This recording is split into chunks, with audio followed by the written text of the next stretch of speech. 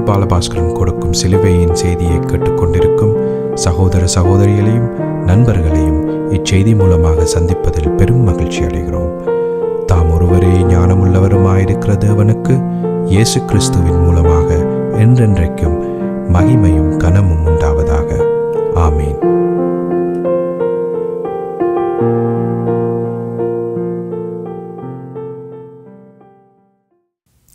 நான் போல் பாலபாஸ்கரன். நான் ஒரு இவாஞ்சலிஸ்ட்.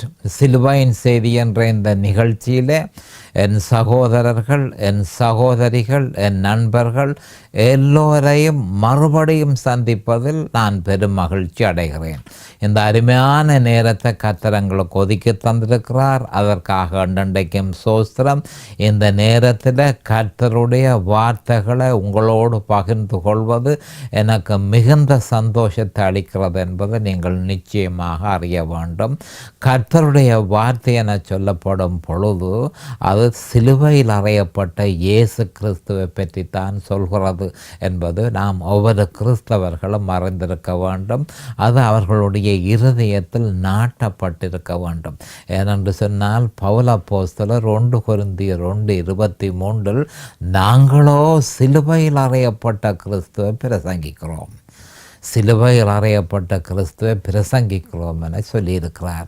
அப்போ சிலுவையில் அறையப்பட்ட கிறிஸ்து தான் சுவிசேஷம் என்பதை நாம் அறிந்து கொள்ள வேண்டும். அதுதான் வேதத்தில் இருக்கிற ஆதி ஆகமத்தில் இருந்து 1:1 இருந்து வெளி 22:23 வரையும் சொல்லப்பட்டிருக்கிற வேத வாக்கியங்கள் சிலுவையில் அறையப்பட்ட கிறிஸ்துவை பற்றியே சொல்கிறது என்பதை நாம் அறிந்து கொள்ள வேண்டும். இப்படி இருக்க நாங்கள் நேரடியாக ரோமர் 6:2 போவோம். பாவத்துக்கு மரித்த நாம் இனி அதில் எப்படி பிழைப்போம்? மறுபடியும் வாசிக்கிறேன். ரோமர் 6:2 பாவத்துக்கு மரித்த நாம் இனி அதில் எப்படி பிழைப்போம் என்று வேத வாக்கியம் சொல்கிறது. இதற்கு நான் கொடுத்த தலையங்கம் பாவத்துக்கு மரித்த நாம் இனி அதில் எப்படி பிழைப்போம். நாம் இப்பொழுது ஜெபத்திற்கு கடந்து செல்வோம். அருமையானங்கள் பிதாவே, உமக்கு சோஸ்திரம். பரலோகத்தின் தேவனே, உமக்கு அன்றைக்கும் சோஸ்திரம். உம்முடைய குமாரன் இயேசு கிறிஸ்துவ பலியாக சிலுவையில் ஒப்பு கொடுத்து அவருடைய வெளியேறப்பெற்ற இரத்தத்தினால் நீர் எங்களை மீட்டு கொண்டீர். அதற்காக அன்றைக்கும் சோஸ்திரம். இந்த நேரத்தில் இந்த வேத வார்த்தைகளை கேட்டுக்கொண்டிருக்கும் என் சகோதர சகோதரிகள் எல்லோரையும் தேவரீர் ஆசீர்வதித்து அபிஷேகித்து உம்முடைய வேத வார்த்தைகளை அறிந்து கொள்ளக்கூடிய பாக்கியத்தை அவர்களுக்கு கொடுத்தருள வேணும் என்றும், அதே நேரம் அவர்களுக்கு நிதானமான முறையில் போதிக்கத்தக்கதாக உம்முடைய பரிசுத்த ஆவியானவர் தாமே முன்னின்று போதனையை செய்ய வேணும் என்றும், அடியேனை அபிஷேகித்து உம்முடைய பரிசுத்த ஆவியானவர் தாமே முன்னின்று போதனையை செய்ய வேணும் என்று இயேசு கிறிஸ்துவின் நாமத்தினால் கேட்டுக்கொள்கிறேன் பிதாவே. ஆமேன் and amen and amen. Hallelujah, hallelujah, hallelujah. Thank you, Jesus. Praise the Lord, praise the Lord, praise the Lord. இந்த ரோமர் 6 சொல்லப்பட்டிருக்கும் வேத வாக்கியத்தின் பொருளை நாம் தெளிவாக அறிந்திருக்க வேண்டும். துரதிர்ஷ்டவசமாக அநேகமான விசுவாசிகள் ரோமர் 6 சொல்லப்பட்டிருப்பதை அறவே அறியாமல் இருக்கிறார்கள் என்பதை நாம் அறிந்து கொள்ள வேண்டும். அப்போ போதகர்களும் அதே மாதிரி ரோமர் 6 சொல்லப்பட்டிருக்கிற மிக முக்கியமான வேத வார்த்தைகளை பற்றி எதுவுமே அறியாதவர்களாக இருக்கிறார்கள். அவர்கள் ரட்சிப்புக்கு சிலுவையை அறிந்திருக்கிறார்கள், ஆனால் பரிசுத்தத்துக்கு சிலுவையை அவர்கள் அறியாதிருக்கிறார்கள். இங்குதான் பிரச்சனை ஆரம்பமாகிறது என்பதை நாம் தெளிவாக அறிந்து கொள்ள வேண்டும். ஆனபடியால் இதன் நிமித்தம் ஜெயம் கொண்ட கிறிஸ்தவ வாழ்க்கையை எப்படி வாழ்வதென்று அவர்கள் மற்றவர்களுக்கு சொல்ல முடியாத ஒரு நிலைமையில் இருக்கிறார்கள். இதன் நிமித்தம் மாம்சத்தின் கிரியைகள் ஏதோ ஒரு வழியிலே அவர்களை ஆட்டி படைக்கிறது என்பதை கலாத்தியர் 5:19 21 வரையும் சொல்லப்பட்டிருக்கிறது. தற்போதைய காலங்களில் அநேகமான உபதேசங்கள் பாவத்தை ஒரு பிரச்சனையாக போதிப்பதே கிடையாது. மனுஷகுலத்தின் பிரச்சனை பாவம் என்று நான் ஏற்கனவே உங்களுக்கு சொல்லியிருந்தேன். சபைகளில் போதிக்க வேண்டியது அதுதான். துரதிர்ஷ்டவசமாக அதை ஒரு பிரச்சனையாக அநேகமான சபைகளில் பிரசங்கிப்பதில்லை. பாவமே தலையாய பிரச்சனை என்பதை நாம் தெளிவாக அறிந்து கொள்ள வேண்டும். பாவமே மனுஷகுலத்தின் பிரச்சனை என்பதை நாம் தவறாமல் அறிந்து கொள்ள வேண்டும். அநேகமான சபைகளில் எப்படி பணக்காரராகிறது அதுதான் இப்பொழுது முக்கியமான ஒரு பிரசங்கமாக இருக்கிறது. எப்படி கிறிஸ்தவர்கள் பணக்காரராகிறது என்றது அதிகமான சபைகளில் மிக முக்கியமான உபதேசம். மனுஷகுலத்தின் பிரச்சனையை அவர்கள் பிரசங்கிக்காமல் மனுஷகுலத்தின் பிரச்சனை அல்லாத வேறு விஷயங்களை எடுத்து அவர்கள் தற்பொழுது போதித்து கொண்டிருக்கிறார்கள். இந்த மாதிரி நூற்றுக்கணக்கான உபதேசங்கள் சபைகளில் உலாவி வருகிறது என்பதை நாம் தெளிவாக அறிந்து கொள்ள வேண்டும். உண்மையான மனுஷகுலத்தின் பிரச்சனை ஒரு நாளும் போதிப்பதில்லை. அதற்கு தேவன் கொடுத்த தீர்வு சிலுவையில் அறையப்பட்ட இயேசு கிறிஸ்து என்பதை போதிப்பதில்லை. சிலுவையில் அறையப்பட்ட இயேசு கிறிஸ்துவை அறிந்தார்களானால் பரிசுத்த ஆவியானவர் எப்படி அவர்களில் செயல்படுவார் என்பதை பற்றி அவர்கள் போதிப்பதே கிடையாது. அதற்கு பதிலாக பல்வேறு விதமான போதனைகள் தற்பொழுது நடைமுறையில் இருக்கிறது என்பதை மிகுந்த மன வருத்தத்தோடு உங்களுக்கு தெரிவிக்க வேண்டியதாக இருக்கிறது. பாவத்துக்கு மரித்திருக்கிறோம், பாவத்துக்கு மரித்து போனோம் என்று சொல்லி இந்த வேத வார்த்தைகளை சொல்லப்பட்டிருக்க. பாவத்துக்கு மரித்த நாம் இனி அதில் எப்படி பிழைப்போம் என்று சொல்லப்பட்டிருக்கிறது. அந்த பாவத்துக்கு நாங்கள் மரித்து போயிருக்கிறோம் என்று சொல்லப்பட்டிருக்கிறதே தவிர பாவம் மரித்திருக்கிறதாக சொல்லப்படவில்லை. அந்த பாவம் ஒரு பொழுதும் மரிக்க முடியாது என்பதை முதல் கண் நாம் தெளிவாக அறிந்து கொள்ள வேண்டும். உண்மையில் நாங்கள் அந்த பாவத்துக்கு நாங்கள் மரித்து போனோம். கிறிஸ்தவர்களாகிய நாம் இயேசு கிறிஸ்துவை சொந்த இரட்சகராக ஏற்றுக்கொண்ட பொழுது இயேசு கிறிஸ்துவனுடைய சரீரத்தோடு இணைந்து அவருடைய மரணத்துக்குள்ள இணைந்து அவரோடு கூட சிலுவையிலே அறையப்பட்டு அவரோடு மரித்து அவரோடு அடக்கம் பண்ணப்பட்டு அவரோடு உயிர் தெழுந்து இப்பொழுது நாங்கள் அவரில் இருக்கிறோம். இனி நான் அல்ல, கிறிஸ்துவே என்னில் பிழைத்திருக்கிறார் என்று சொல்லி கலாத்தியர் 2:20 சொல்லப்பட்டிருக்கிறது. ஆனபடியால் இயேசு கிறிஸ்துவை ஏற்றுக்கொண்ட உடனேயே நாங்கள் பாவத்துக்கு மரித்து போனோம். அந்த பாவத்துக்கு மரித்து போனோம். சிலுவையில் இயேசு கிறிஸ்து மரிக்கும் பொழுது நாங்களும் அவரோடு கூட சிலுவையில் மரித்தோம். அப்படி மரித்தபடியினால் நாங்கள் அந்த பாவத்துக்கு மரித்திருக்கிறோம், நியாய பிரமாணத்துக்கு மரித்திருக்கிறோம், மாம்சத்துக்கு மரித்திருக்கிறோம், பிசாசுகளுக்கு மரித்திருக்கிறோம், மாம்ச இச்சைகளுக்கு மரித்திருக்கிறோம். மிக முக்கியமான ஒரு விஷயம் என்பதை நாம் அறிந்து கொள்ள வேண்டும். உலகத்துக்கு மரித்திருக்கிறோம். இப்படி நமக்கு எதிராக இருக்கிற எல்லாவற்றிற்கும் நாம் மரித்து போயிருக்கிறோம். ஆனபடியால் தான் பாவத்துக்கு மரித்த நாம். பாவத்துக்கு நீங்கள் மரித்திருக்கிறபடியினால இனி அதில் எப்படி பிழைப்போம்? அதனுடைய அர்த்தம் என்ன? இனி எப்படி பாவ செயல்களை செய்வீர்கள்? இனி எப்படி அந்த பாவம் உங்களை தூண்ட முடியும்? இனி எப்படி அந்த பாவம் உங்களை மறுபடியும் சிறைக்குள்ள தள்ள முடியும்? நீங்கள் தான் அந்த பாவத்துக்கு மரித்து போனீர்களே என்று சொல்லி ரோமர் 6:2 சொல்லப்பட்டிருக்கிறது. உண்மை என்னவெனில் நாங்கள் கிறிஸ்தவர்களாகிய நாங்கள் அந்த பாவத்துக்கு மரித்து போனோம் என்ற கிறிஸ்தவர்கள் ஒவ்வொருவரும் தங்களுடைய இருதயத்தில் நிலைநாட்டி வைத்திருக்க வேண்டும். அந்த பாவமாகிய ஜென்ம சுபாவமே மனிதனை சிறைக்குள்ள உட்படுத்துகிறது. மனுஷனை பாவ செயல்களை செய்ய சொல்லி தூண்டுகிறது என்பதையும் நாம் அறிந்து கொள்ள வேண்டும். அந்த பாவமே மனுஷனை ஆளுகை செய்கிறது என்பதையும் நாம் அறிந்து கொள்ள வேண்டும். இப்படி இருக்க அந்த பாவத்துக்கு விசுவாசத்தின் மூலம் நாம் மரித்து போனால் அதப்படி மறுபடியும் அந்த பாவம் கிறிஸ்தவர்களை ஆளுகை செய்ய முடியும் என்று சொல்லி பவுல் அப்போஸ்தலர் இங்கு எச்சரிக்கை செய்கிறார். அப்போ கிறிஸ்தவர்களை அவர் கேட்கிறது என்ன மாதிரி என்று சொன்னால், பாவத்துக்கு மரித்த நாம் அதில் எப்படி பிழைப்போம்? அப்போ அந்த பாவத்துக்கு நீங்கள் மரித்திருக்கிறபடியினால எப்படி அந்த பாவத்தோடு நீங்கள் தொடர்பை ஏற்படுத்த முடியும்? ஒரு பொழுதும் தொடர்பை ஏற்படுத்த முடியாது. அப்போ தொடர்பு ஏற்படுத்த முடியாமல் இருக்கிறபடியால் அந்த பாவம் உங்களை பாவ செயல்களை செய்ய சொல்லி தூண்ட முடியாது.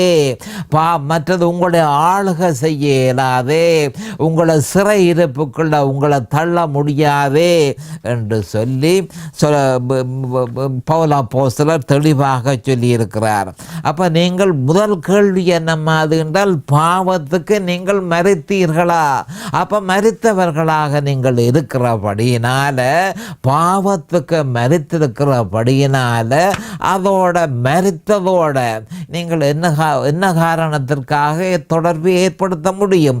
எப்படி உங்களால் தொடர்பு ஏற்படுத்த முடியும்? மரித்தால் மரித்ததே. நீங்கள் பாவத்துக்கு மரித்தீர்களானால் நீங்கள் மரித்தவர்களாகவே இருக்கிறீர்கள். அதனோடு எந்த விதமான தொடர்பையும் நீங்கள் ஏற்படுத்த முடியாது. நீங்கள் பாவ செயல்களை செய்ய உங்களால் முடியாது. நீங்கள் தான் அந்த பாவத்துக்கு மரித்து போனீர்கள் என்று சொல்லி தெளிவாக பவுல் அப்போஸ்தலர் சொல்றார். அப்போ அதப்படி மரித்தது மறுபடியும் உயிர்த்தெழ முடியும் என்று சொல்லி இங்கு தெளிவாக பரிசுத்த ஆவியானவர் பவுல் அப்போஸ்தலர் மூலம் ஒவ்வொரு கிறிஸ்தவர்களையும் கேட்கிறார். அப்போ ரட்சிக்கப்பட்ட ஒரு விசுவாசி மறுபடியும் பாவ செயல்களில் ஈடுபட முடியுமா? எப்படி முடியும்? ஏனென்று சொன்னால் அந்த கிறிஸ்தவன் பாவத்துக்கு மரித்து போகிற பாவம்தான் பாவம் செய்ய தூண்டுகிறது. அந்த பாவம்தான் பாவ செயல்களை செய்ய சொல்லி தூண்டுகிறது. அப்போ அந்த பாவத்துக்கு கிறிஸ்தவன் மரித்து போயிருக்கிறபடியினால் எப்படி அவன் பாவ செயல்களை செய்ய முடியும் என்று சொல்லி பரிசுத்த ஆவியானவர் பவுல் அப்போஸ்தலர் மூலம் கிறிஸ்தவர்களை கேட்கிறார். அப்போ இப்படி இருக்க கிறிஸ்தவ வாழ்க்கையில் நாம் பாவ செயல்களை செய்வதும் மன்னிப்பு கேட்பதும், பின்பு பாவ செயல்களை செய்வதும் மன்னிப்பு கேட்பதும் தேவனுக்கு பிரியமானது அல்ல என்பதை நாம் அறிந்து கொள்ள வேண்டும். பாவ செயல்களை நாங்கள் செய்தால் அதற்கு மன்னிப்பு கேட்கிறது நல்ல விஷயம். ஆனால் அதே நேரம் நாம் அறிந்து கொள்ள வேண்டிய முக்கியமான விஷயம், அது தேவனுடைய சித்தம் அல்ல. நீங்கள் உண்மையை அறிந்து கொள்ள வேண்டும், சத்தியத்தை அறிந்து கொள்ள வேண்டும். சத்தியத்தை அறியுங்கள். யோவான் 8:32 சொல்லப்பட்டிருக்கிறது, சத்தியத்தை அறிவீர்கள், சத்தியம் உங்களை விடுதலையாக்கும் என்று தெளிவாக சொல்லப்பட்டிருக்கிறது. அப்போ நான் இங்கு சொல்லுகிறது என்னவென்று சொன்னால், பாவத்துக்கு நீங்கள் மரித்து போனீர்கள் என்று சொன்னால் எப்படி நீங்கள் அதற்கு பிழைத்திருப்பீர்கள், எப்படி பாவச் செயல்களை செய்வீர்கள் என்று சொல்லி பவுல் அப்போஸ்தலர் சொல்லியிருக்கிறார்.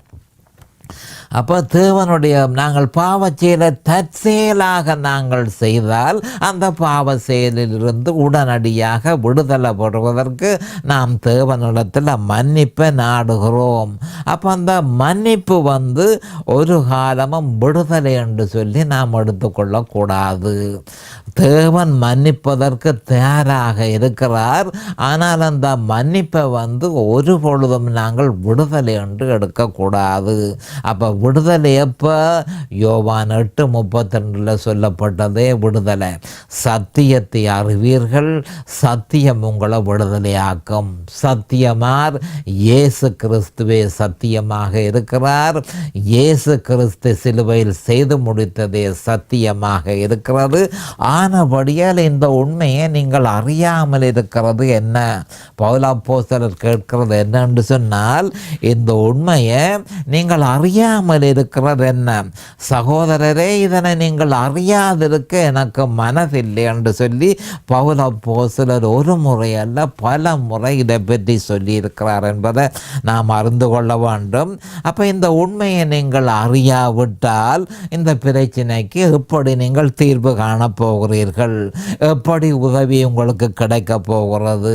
வேறு எங்கிருந்து உங்களுக்கு உதவி கிடைக்க போகிறது? எந்த உதவியை நீங்கள் நம்ப போகிறீர்கள்? சாகிற மனுஷனுடைய உதவியை நீங்கள் நம்ப போகிறீர்களோ? தேவாதி தேவனுடைய உதவியை நீங்கள் தயாராக அதை நம்ப நீங்கள் தயாராக இல்லையோ என்று பவுல் அப்போஸ்தலர் பரிசுத்த ஆவியினால் ஏவப்பட்டு இந்த கேள்வியை கேட்கிறார். என்னென்று சொன்னால், சகோதரரே, நீங்கள் இதனை அறியாதிருக்க எனக்கு மனதில்லை என்று சொல்லியிருக்கிறார். அப்போ சகோதரரே என்று சொல்லும் பொழுது அப்போ யாருக்கு சொல்லப்பட்டிருக்கிறது? கிறிஸ்தவர்களுக்குத்தான் சொல்லப்பட்டிருக்கிறது என்பதை நாம் அறிந்து கொள்ள வேண்டும். அப்போ ஒரு தரம் அல்ல பல முறை பரிசுத்த ஆவியானவர் இந்த மாதிரி சொல்லியிருக்கிறார். அது என்னென்றால், பாவத்துக்கு மரித்த நாம் இனி அதிலே எப்படி பிழைப்போம்? அப்போ பாவம் என்றால் என்ன என்று நீங்கள் அறிந்திருக்கிறீர்கள். பாவத்துக்கு நீங்கள் மரித்து போனால் அது எப்படி நீங்கள் பாவச் செயல்களை செய்ய முடியும்? அப்போ இந்த உண்மையை நீங்கள் அறியாதிருக்க எனக்கு மனதில்லை என்று சொல்லி பரிசுத்த ஆவியானவர் பவுல் அப்போஸ்தலர் ஏவி அவர் எத்தனையோ முறை இந்த வார்த்தையை எங்களுக்கு சொல்லியிருக்கிறார்.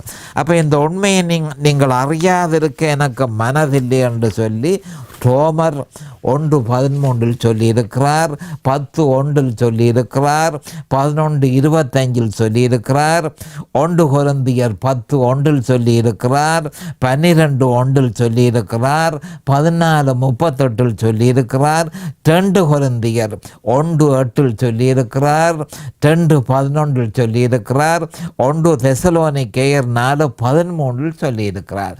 அப்போ திருப்பி என்ன சொல்கிறார் என்று சொன்னால், சகோதரர்களே, இதனை அறியாதிருக்க எனக்கு மனதில்லை. பாவம் என்றால் என்ன என்பதை அறியாதிருக்க எனக்கு மனதில்லை. நீங்கள் பாவம் என்றால் என்ன என்பதை அறிய வேணும். பாவ சுபாவம் என்றால் என்ன என்பதை நீங்கள் அறிய வேணும். அதுக்கு தேவனுடைய தீர்வு என்ன என்பதை நீங்கள் அறிய வேணும். அப்பொழுது பரிசுத்த ஆவியானவர் எப்படி செயல்படுகிறார் என்ற உண்மையை நீங்கள் அறிய வேணும். ஆனபடியால் அதை கிறிஸ்தவர்களாகிய நீங்கள் அறியாதிருக்க எனக்கு மனதில்லை என்று பரிசுத்த ஆவியானவர் பவுல் அப்போஸ்தலர் மூலம் சொல்லியிருக்கிறார். அப்போ என்ன மாதிரி இதனை அறியாமல் இருந்தீர்கள் என்றால் எப்படி நீங்கள் கிறிஸ்தவ வாழ்க்கை நடத்த போகிறீர்கள்? உங்களுக்காக பரிபூரண வாழ்க்கை தயாராக இருக்கிறது. இந்த 3 வெளிப்பாடுகளையும் நீங்கள் அறிந்து, அதென்ன 3 வெளிப்பாடுகள்? ஒன்று அந்த பாவம் என்றால் என்ன என்பது ஒரு வெளிப்பாடு.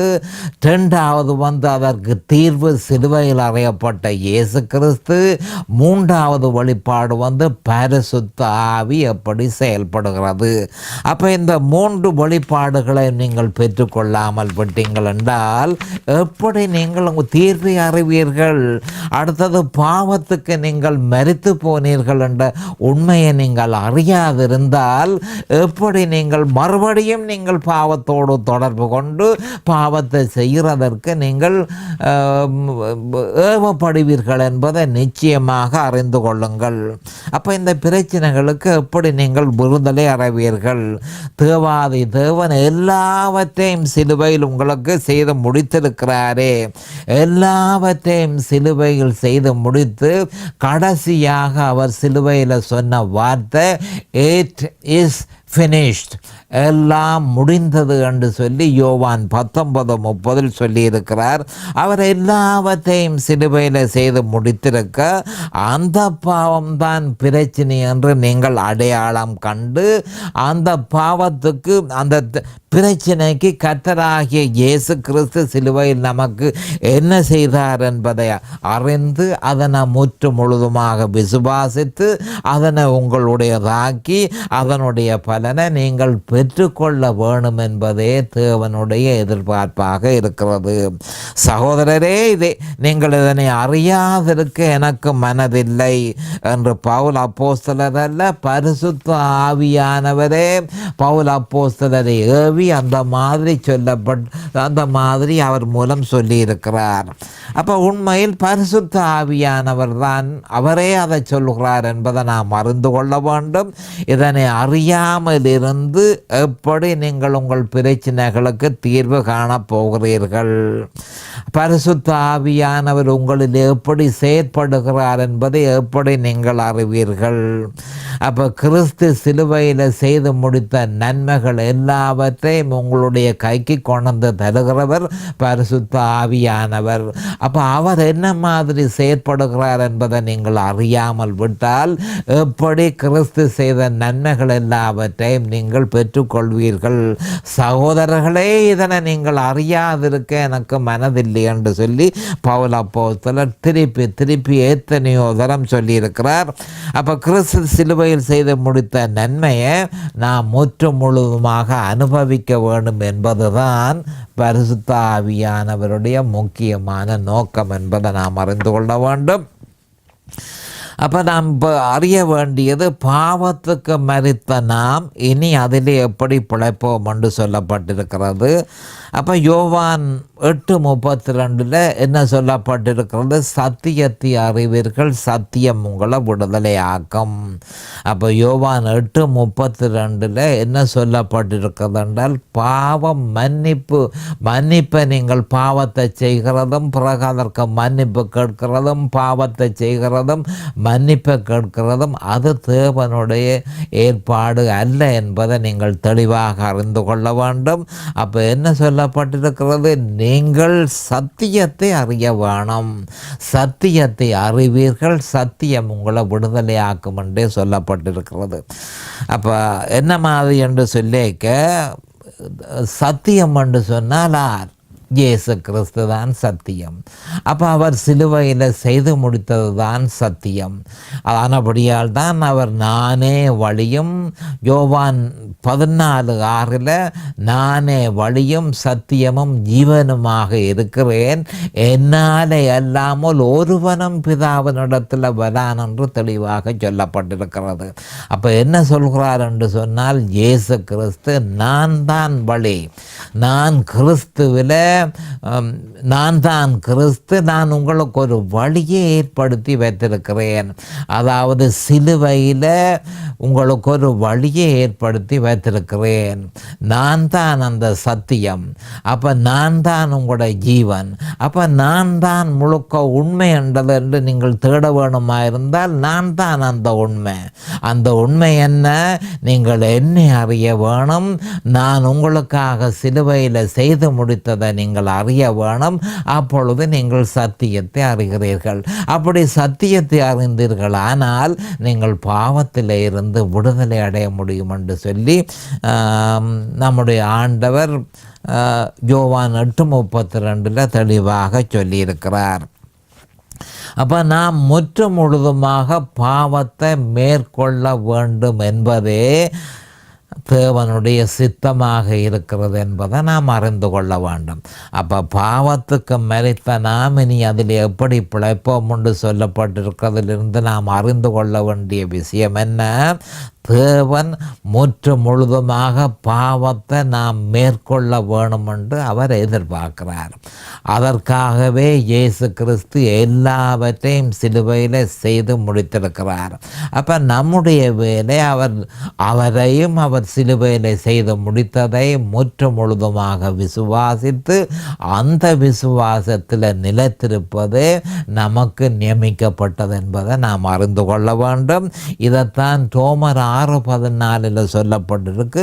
நீங்கள் வெற்றி கொள்ள வேணும், நீங்கள் பாவத்தை வெற்றி கொள்ள வேணும், பிசாசை நீங்கள் வெற்றி கொள்ள வேணும், உலகத்தின் மேலே நீங்கள் வெற்றி கொள்ள வேணும், மாம்சத்தின் மேலே வெற்றி கொள்ள வேணும், உங்களுக்கு எதிராக இருக்கிற எல்லாவற்றின் மேலும் நீங்கள் வெற்றி கொள்ள வேணும்.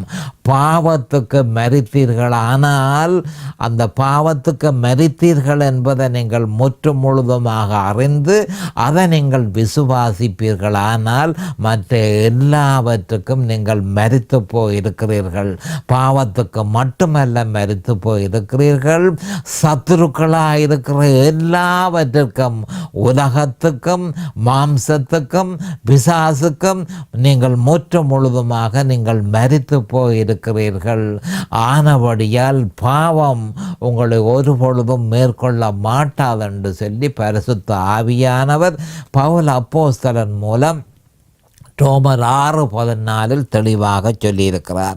அது என்னென்று சொன்னால், நீங்கள் நியாயப்பிரமாணத்திற்கு கீழ்ப்பட்டிராமல் கிருபைக்கு கீழ்ப்பட்டிருக்கிறபடியால் பாவம் உங்களை மேற்கொள்ளாது. எந்த பாவம்? அந்த பாவம் உங்களை மேற்கொள்ளாது. அப்போ என்ன சொல்லப்பட்டு கிடக்கு? நீங்கள் கிருபைக்கு கீழ்ப்பட்டிருக்கிறீர்கள். கிருபை சிலுவையின் மூலமாக உங்களுக்கு கிடைத்தது. இயேசு கிறிஸ்துவையும் அவர் சிலுவையில் செய்து முடித்ததையும் நீங்கள் விசுவாசிக்கும் பொழுது நீங்கள் கிருபையை பெற்றுக்கொள்கிறீர்கள். அப்போ கிருபை எந்த காலமும் சிலுவையின் மூலமாகவே கிடைக்கிறது. அப்போ ரோமர் 6:14 சொல்லப்பட்டிருக்கிறத மறுபடியும் பார்ப்போம். மிகுந்த முக்கியத்துவம் வாய்ந்த ஒரு வசனம். நீங்கள் நியாயப்பிரமாணத்துக்கு கீழ்ப்பட்டிராமல் கிருபைக்கு கீழ்ப்பட்டிருக்கிறபடியால் பாவம் உங்களை மேற்கொள்ள மாட்டாது. வேதத்திலேயே இந்த ஒரே ஒரு வசனம் மிகுந்த முக்கியத்துவம் வாய்ந்தது என்பதை நாம் அறிந்து கொள்ள வேண்டும்.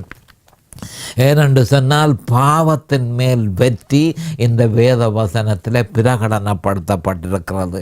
அப்போ என்ன சொல்லியிருக்கிறார் பரிசுத்த ஆவியானவர்? நீங்கள் நியாயப்பிரமாணத்துக்கு கீழ்ப்பட்டிராமல், அதாவது சட்டங்கள், கற்பனைகள், மனுஷ கற்பனைகள், மனுஷ திட்டங்கள், தேவனுடைய நியாயப்பிரமாணங்கள், இதுகள் ஒன்றுக்கும் நீங்கள் கீழ்ப்படியாமல் இருக்கிறீர்கள். அப்போ ஏன் கீழ்ப்படியாமல் இருக்கிறீர்கள்?